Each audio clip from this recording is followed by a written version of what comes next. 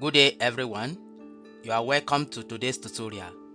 In this video, I want to show you how to do satellite imagery atmospheric correction using FLAASH module in ENVI 5.3 software. This video is going to be a step-by-step tutorial and I'm going to show you how to do it, and the method you are going to use is one of the best methods for atmospheric correction of satellite imagery.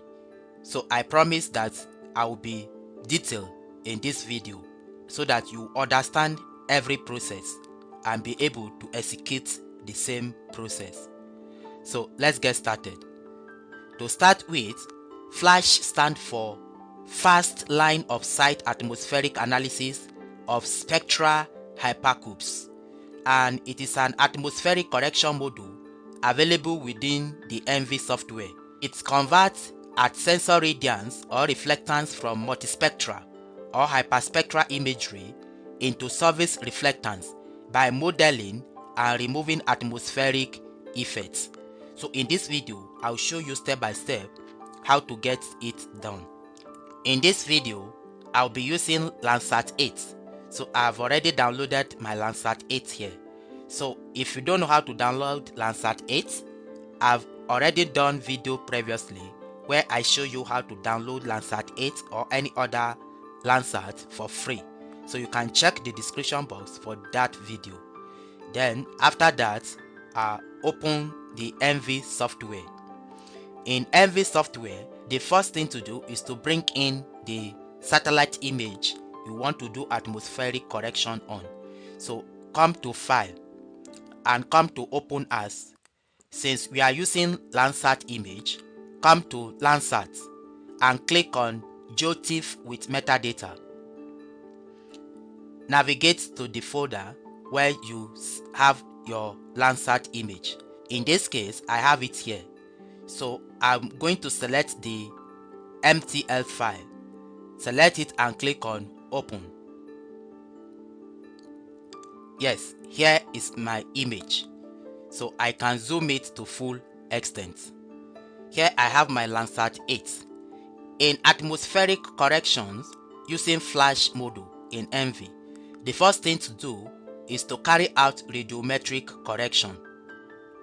And radiometric correction, essentially the purpose is to convert raw digital number from an imaging sensor to physically meaningful units like radiance or at sensor or top of atmosphere reflectance.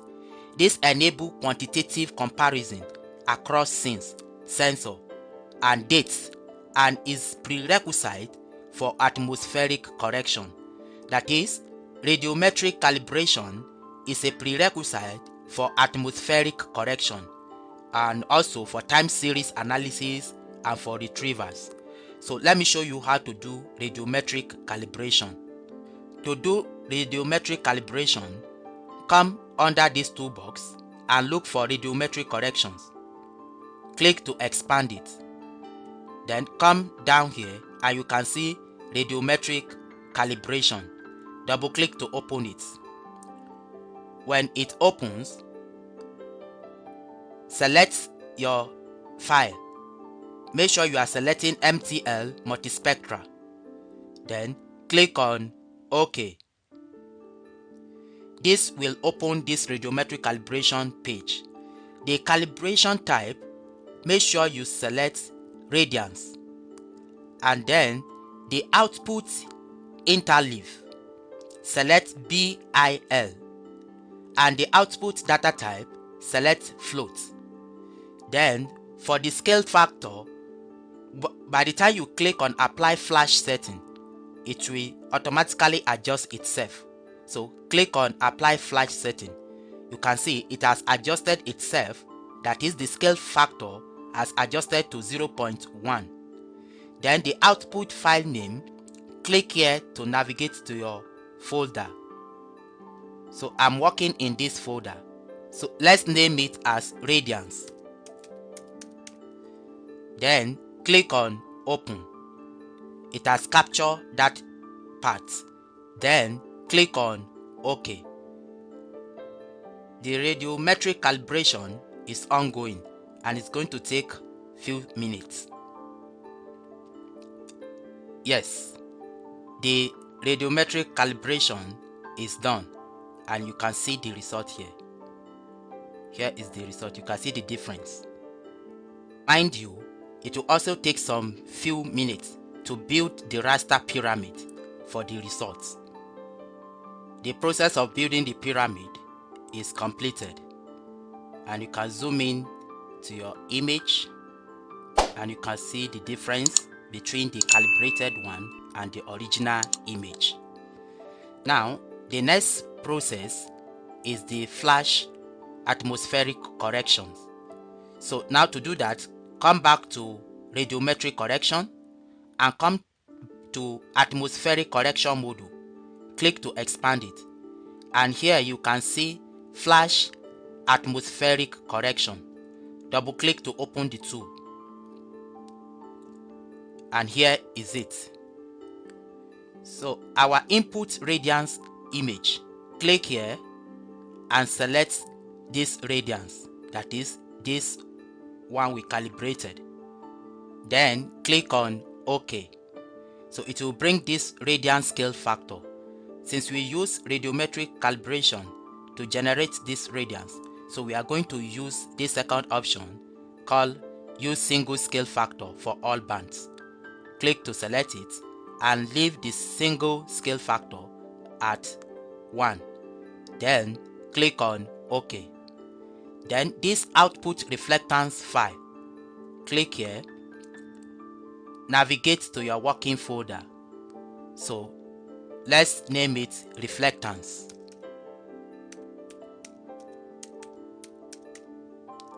And click on Open. Then our output directory for FLAASH file. This output directory for FLAASH file, click here and then navigate to that very folder you are working. Here is the folder. I'll select it and click on OK.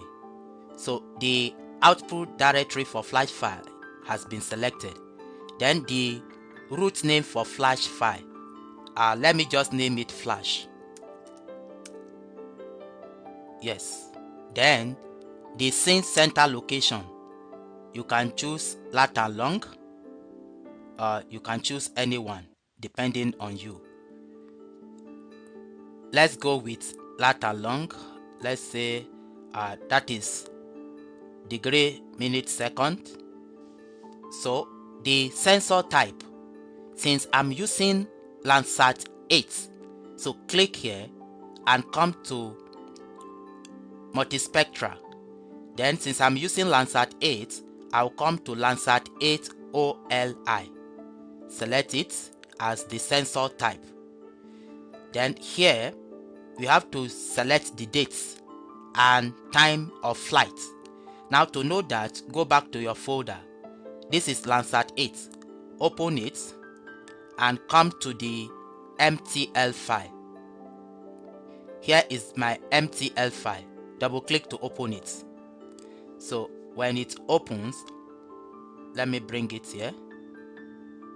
For the date of acquisition, scroll down. So you can see the date product was generated. Here is it. It was generated January 3rd, 2024. You can see the date here. So go back to ENVI software. So here is January 3rd, year 2024.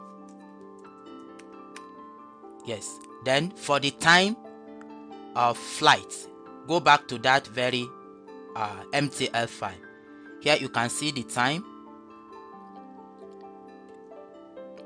2:36:37. So go back here. Here is 2. Here is 36.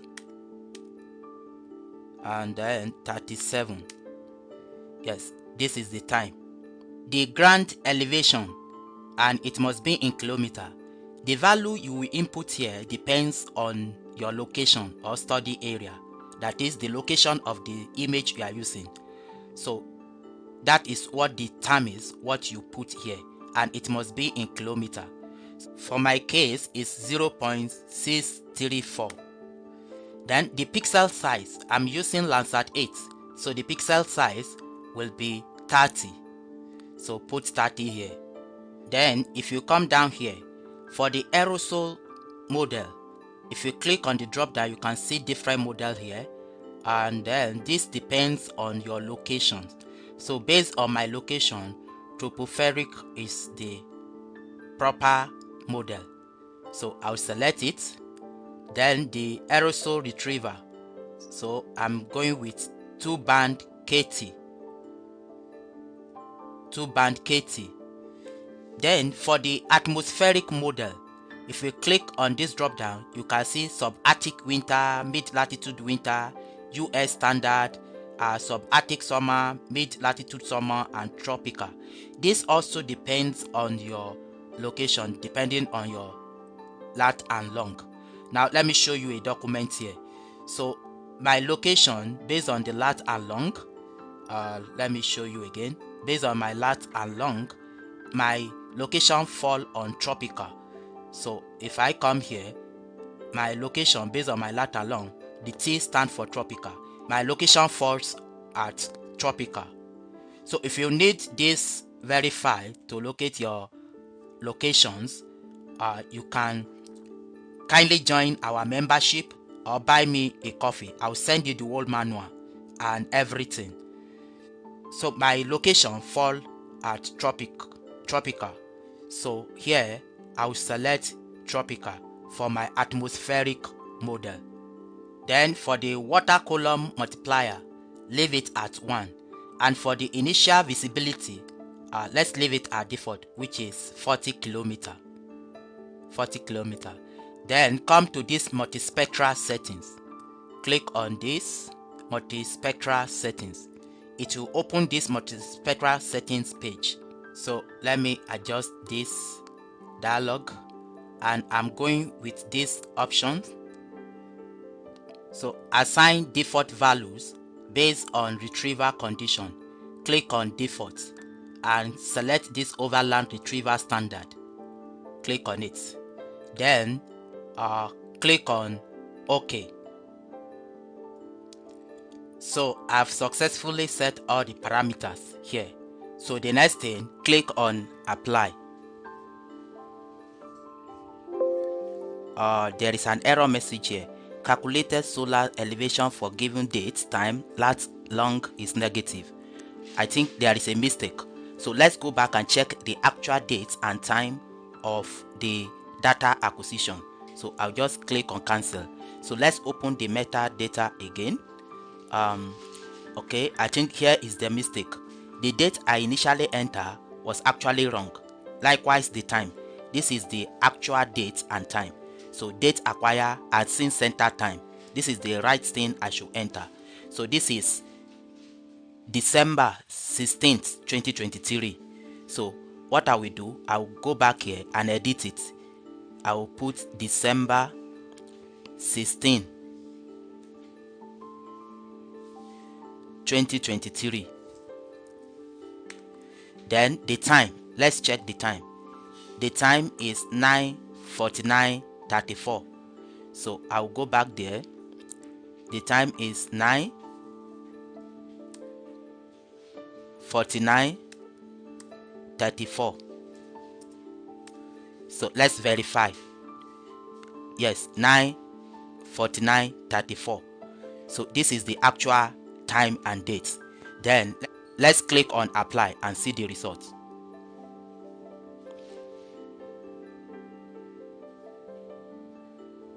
The process actually takes a long time, so be patient for it.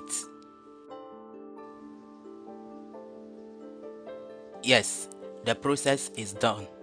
Here you can see the FLAASH atmospheric correction results.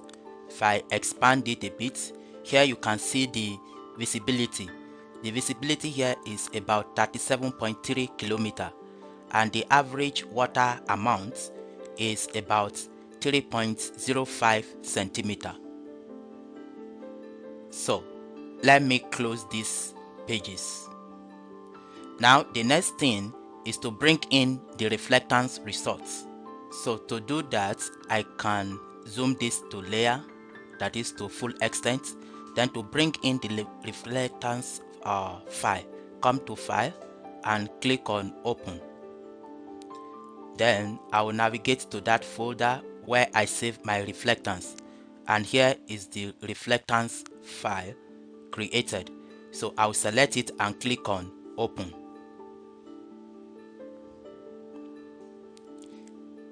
Yes, in the data manager, let me bring it here. If I scroll down, you can see the file under the reflectance. Here you can see the red, green, blue. So I'll select the red, green and blue, and then click on load data.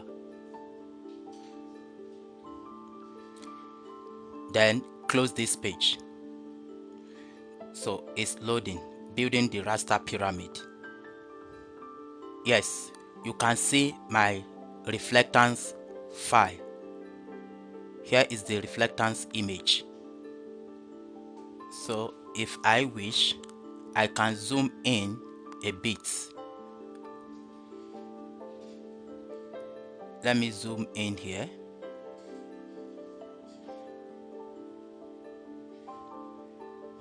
You can see the reflectance image.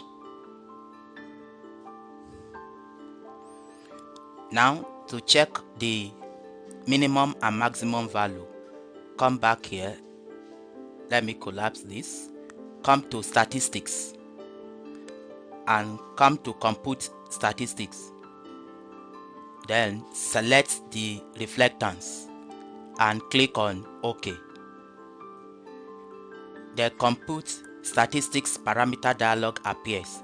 Just click on OK. So you have to wait for it to compute the statistics.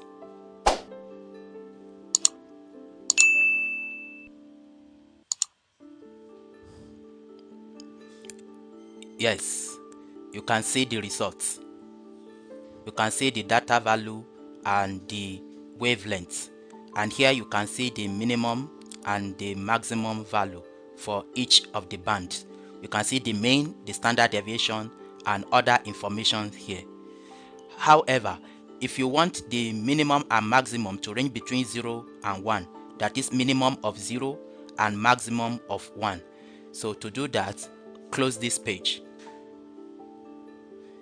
Then come back here, come to band algebra, and here you can see band mass. Double click to open band mass. When the mass band dialog box appear, come here and enter an expression.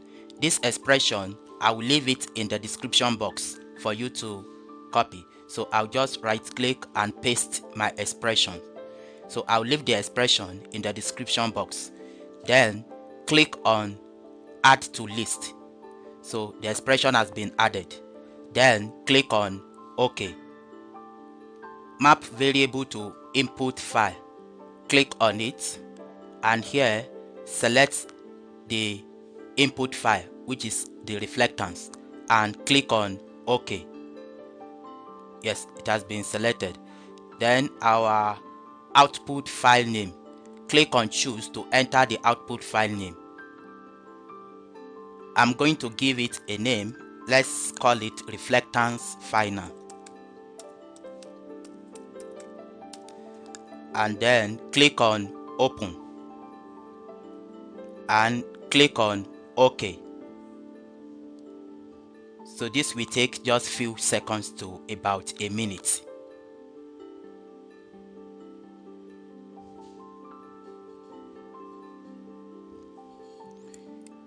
Yes, our reflectance final has been generated and is computing or building the raster pyramid. So you can see our reflectance final. Now, if we compute the statistics, let me collapse this. To do that, come back to statistics to check the maximum and minimum value. So here is compute statistics. Double click to open the tool. Then here our input file will be the reflectance finder.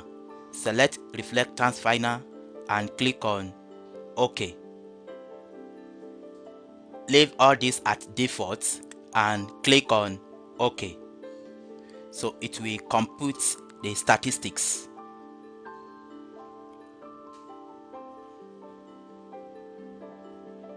Yes, you can see the results.